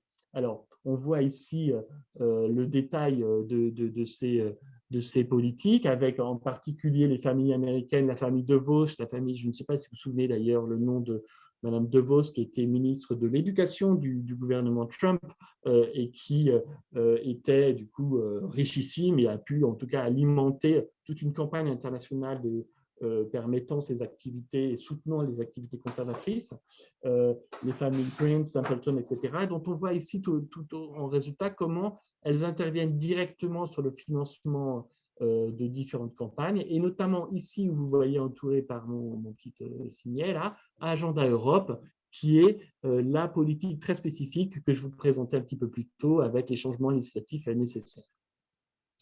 Ces financements viennent également de Russie. Alors là, ici, il s'agit d'un certain nombre d'oligarques dont on a entendu parler ces dernières semaines, notamment quand on a vu aussi l'influence qu'ils pouvaient avoir auprès du Kremlin, ou d'ailleurs, ou influence auprès du Kremlin, mais en tout cas la collusion avec le Kremlin et ses défenseurs proches de l'Église orthodoxe russe, qui travaillent très largement sur des fonds et des différentes fondations qui, dans un dans un développement plus précis, vont financer un certain nombre de partis d'extrême droite européens. On a en tête la manière avec laquelle le parti d'extrême droite, le Rassemblement national en France, a reçu des prêts venant de Russie. La campagne Citizen Go, qui est toute une campagne en Espagne contre la reconnaissance des droits des personnes LGBTI et contre en tout cas, qui mène toute une offensive contre les droits sexuels et reproductifs des femmes en Espagne.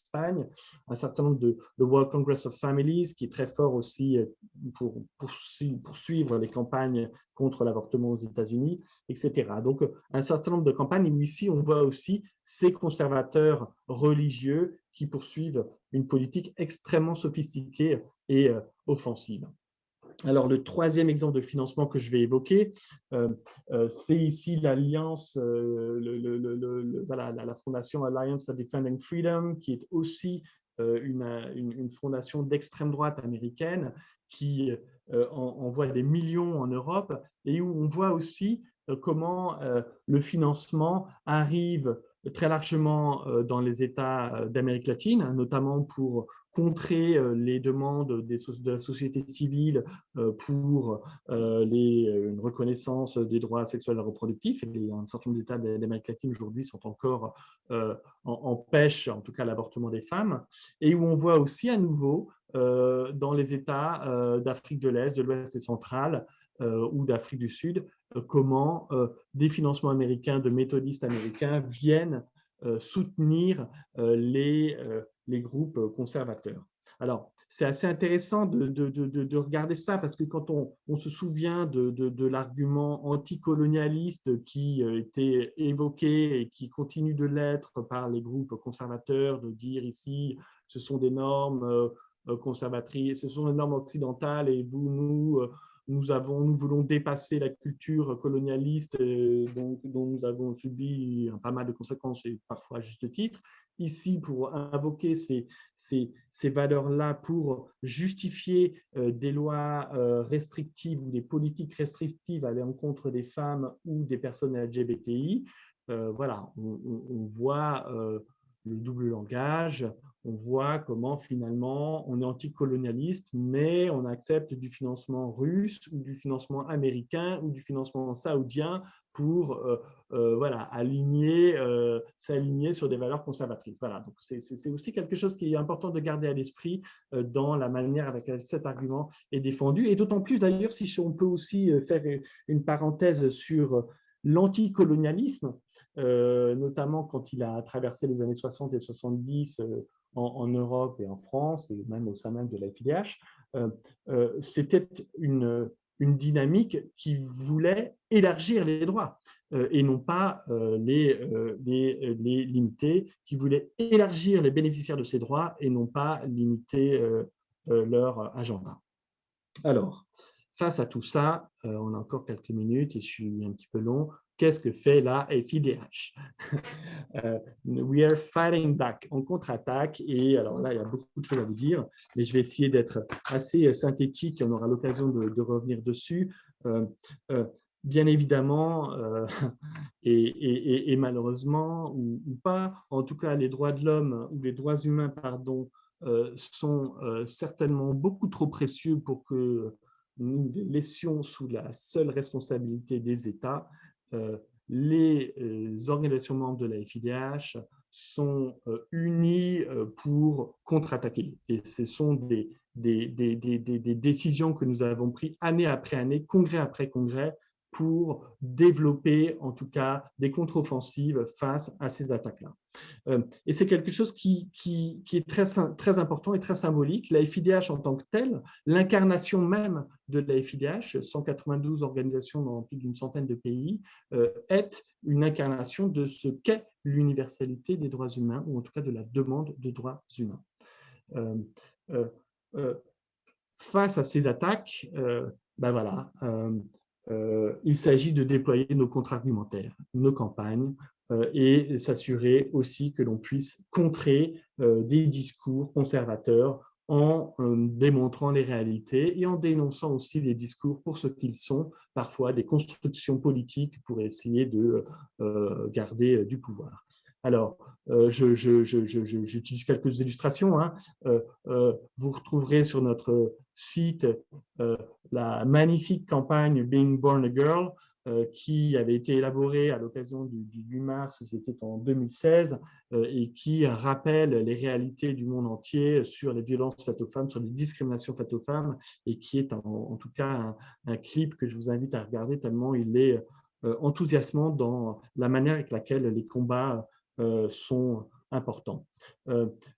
Au sein de notre organisation, d'autres ont aussi utilisé des campagnes très fortes, et notamment ici, et fort difficile aujourd'hui de pouvoir le poursuivre, mais en Russie, ADC Mémorial, qui a développé toute une campagne concernant les droits des femmes à pouvoir participer à l'ensemble des métiers.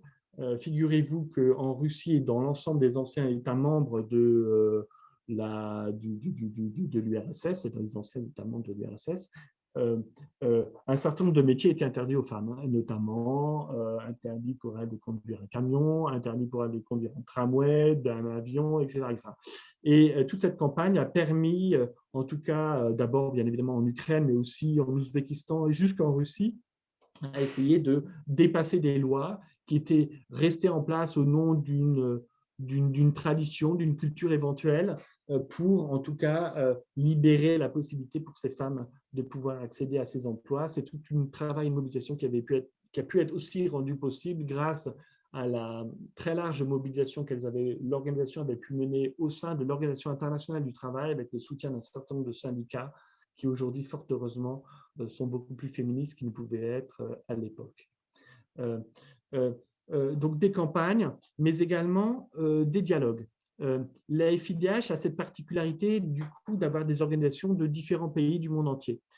Et ici, et nous, à la FIDH, on a mis en place des discussions de représentants de mouvements sociaux de Soudan, de Hong Kong, d'Algérie, du Chili, de manière à pouvoir partager les expériences et voir comment ensemble elles arrivent à affronter et confronter ces tendances conservatrices au sein de leur propre société. Mais aussi, le troisième, en tout cas, attaque que l'on peut garder à l'esprit, la troisième batterie de secteurs ou de mobilisation que l'on peut avoir en tête, c'est l'économie, c'est le boycott. Ici, sur cette image, je vous montre le sultan de Brunei qui, il y a quelques années, avait décidé de durcir les lois pénalisant l'homosexualité sur le sultanat de Brunei, et une campagne internationale dans laquelle étaient impliqués notamment George Clooney et Elton John a été mise en place, et notamment de boycott contre Brunei et contre en particulier un certain nombre d'hôtels de luxe que le sultan de Brunei, dont le sultan de Brunei était propriétaire dans le monde entier, que ces personnalités, ces stars internationales ont dit boycotter, et qui a eu pour conséquence que le sultan de Brunei a suspendu sa volonté de changer sa loi. Donc il y a eu ici toute une réaction, une contre-mobilisation à cet effet. C'est une bataille aussi que l'on mène, en tout cas à la FIDH, en tout cas sous cet angle économique, puisque le Conseil des droits de l'homme aujourd'hui n'a plus la puissance qu'il aurait pu avoir, sur la notion d'égalité dans l'héritage. Un certain nombre les pays du Maghreb aujourd'hui ont encore en place des lois discriminantes à l'encontre des femmes qui empêchent les femmes d'hériter de la même manière que les hommes. Et toute une étude que l'on a pu mener avec les organisations membres de la FIDH et notamment les organisations féministes de la FIDH dans les pays du Maghreb a pu mettre en évidence la manière avec laquelle la persistance de ces lois était un frein au développement économique des femmes et elle était un frein plus largement au développement économique des pays.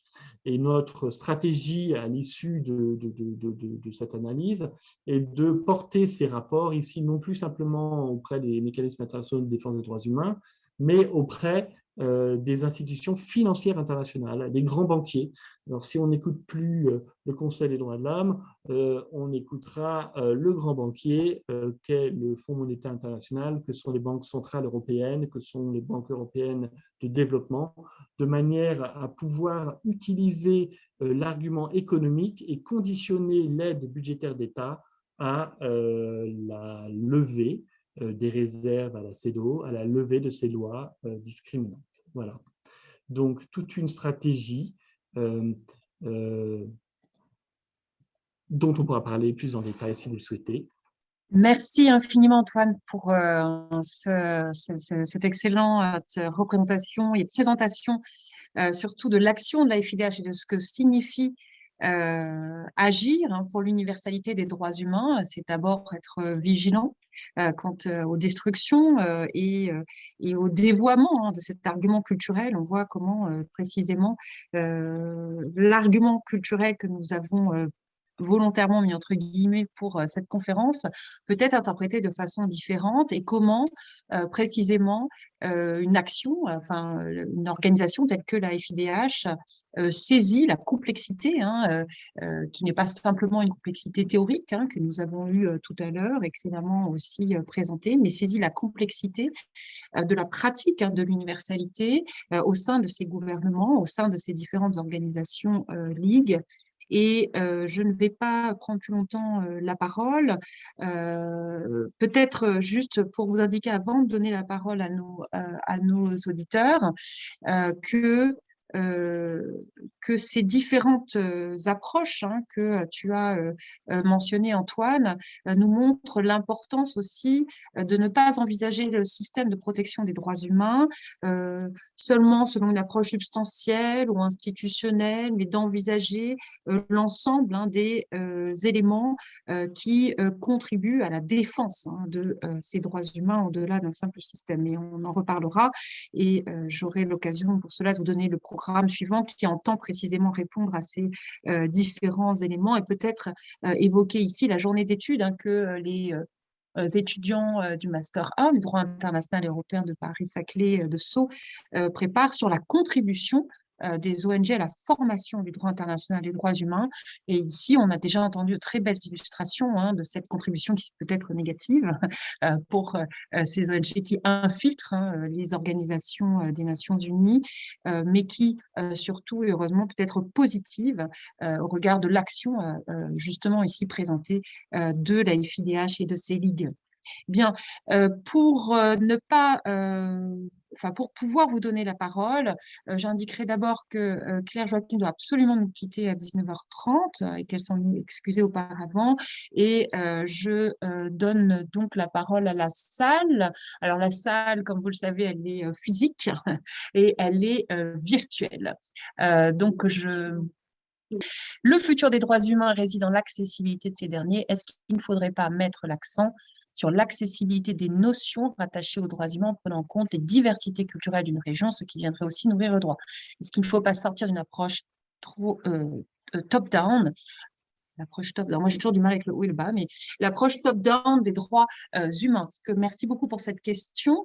Oui, je crois que c'est, si je peux me permettre de répondre en premier, mais je vais laisser la parole aux panélistes, il me semble que c'était aussi justement l'approche qui devait être présentée par Livia Holden et celle qui a été retenue aussi ici par Antoine Madelin, de montrer sur le terrain d'une part et d'autre part de tenir compte de l'expertise culturelle pour protéger et garantir l'universalité des droits humains. Alors, oui, peut-être juste pour répondre à cette question, et l'occasion ici de saluer de nouveau l'œuvre et l'engagement juridique de la Cour de Strasbourg, la Cour européenne des droits de l'homme,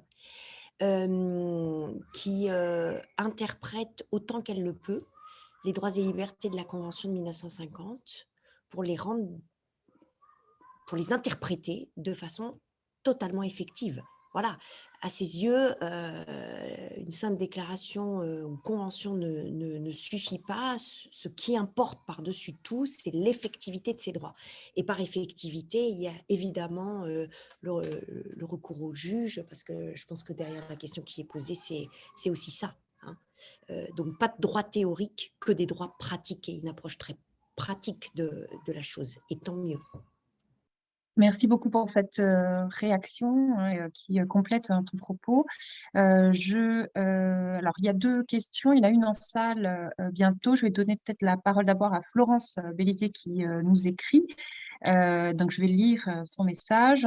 Donc, bravo, merci Florence.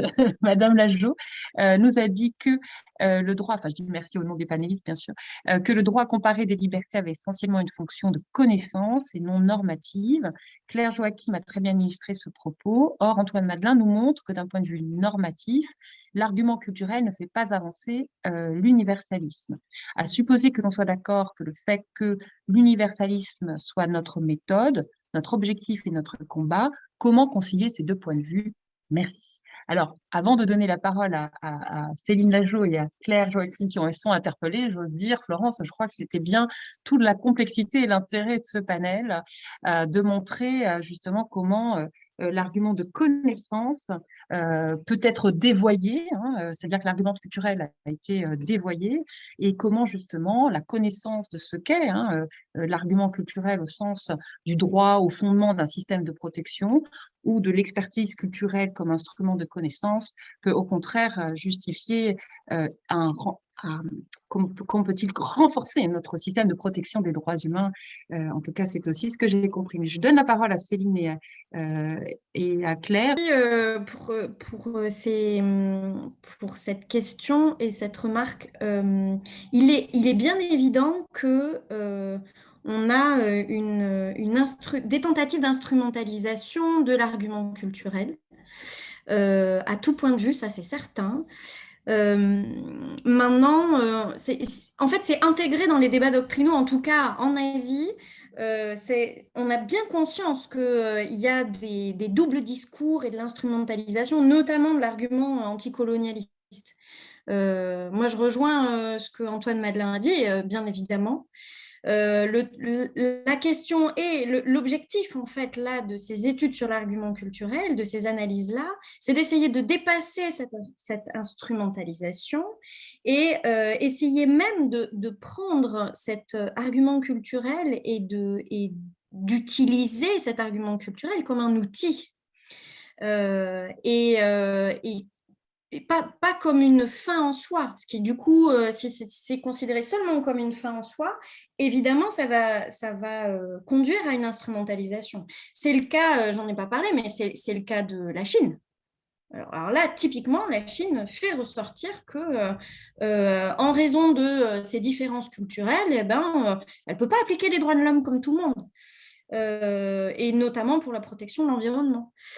Donc, sujet inépuisable, je vais m'arrêter là et laisser peut-être la parole aux autres panélistes. Je vous remercie. Il y a un élément que je n'ai pas dit, parce que voilà, on ne peut pas tout dire, c'est que avant tout, la notion de diversité, et notamment de diversité culturelle, est une notion essentielle, et que les droits humains doivent protéger cette diversité humaine et cette diversité culturelle. Simplement, et ce qui est important de garder à l'esprit, c'est que pour nous, la diversité culturelle, et ça c'était aussi un élément, un argument qui a été très largement, et je vous invite à regarder plus en détail, développée par la rapporteure spéciale des Nations Unies sur les droits culturels, et notamment Karima Bennoune, qui a été rapporteure jusqu'en 2021, qui faisait vraiment un travail remarquable à cet égard, qui explique comment la notion de diversité culturelle n'est pas opposée à l'universalité, bien au contraire, mais que, en tout cas, c'est une notion qui relève de la dignité humaine et non pas de la question de l'homogénéité humaine. Et donc, du coup, dans cet environnement-là, il est important de savoir différencier ce qui relève de cette dignité. Et donc, Éléonore parlait de l'Ubuntu, du vivre ensemble, de nos particularismes, et ce qui relève de l'homogénéisation globale et des normes aussi que l'on cherche à mettre en place à cet effet. Et à cet effet, notamment, les sensibilités culturelles, quelles qu'elles soient, ne supplantent pas les obligations internationales des États en matière de droits humains.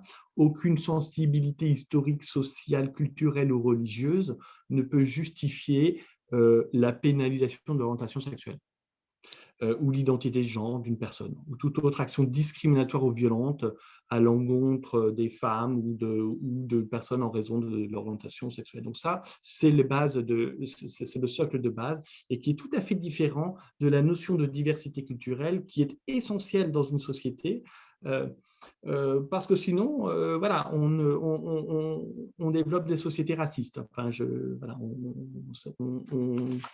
on le voit dans nos propres sociétés d'ailleurs, la difficulté de parer à la xénophobie que l'on voit tous les jours dans nos dirigeants, chez nos voisins, dans nos rues. Merci beaucoup Antoine pour cette réaction qui nous rappelle aussi, là encore, la place que peut jouer la question de l'universalité dans la lecture du système de protection des droits humains, et l'émergence dans les zones régionales, telles qu'en Europe, mais pas seulement, en Amérique latine, dans tous ces systèmes régionaux de protection des droits humains, de la question des valeurs qui unissent et qui permettent cette interprétation tenant compte de la diversité culturelle sans remettre en cause les fondements communs que peuvent être la liberté, la paix, la justice, la dignité de l'être humain, et pourquoi pas cette idée de l'Ubuntu que nous allons encore creuser. Il y avait une question, je crois, dans la salle. Je voudrais pas frustrer celles et ceux qui souhaitent encore poser une question. Si vous avez peut-être encore quelques questions, je vois que dans le chat, il y a eu un échange indirect. Nos panélistes n'ont pas tardé à partir. Alors peut-être une dernière question, si vous le voulez, pour ce soir. Et puis, merci infiniment à tous nos panélistes. Je vous souhaite une excellente soirée. Merci à nos auditeurs de nous avoir rejoints. Je vois que nous avons différents continents ici représentés. Je m'en réjouis et je vous remercie à vous aussi, public virtuel, d'être parmi nous et vivant et présent avec vos questions et vos observations sont essentielles pour nos réflexions. Merci à vous tous et à très bientôt. Au revoir.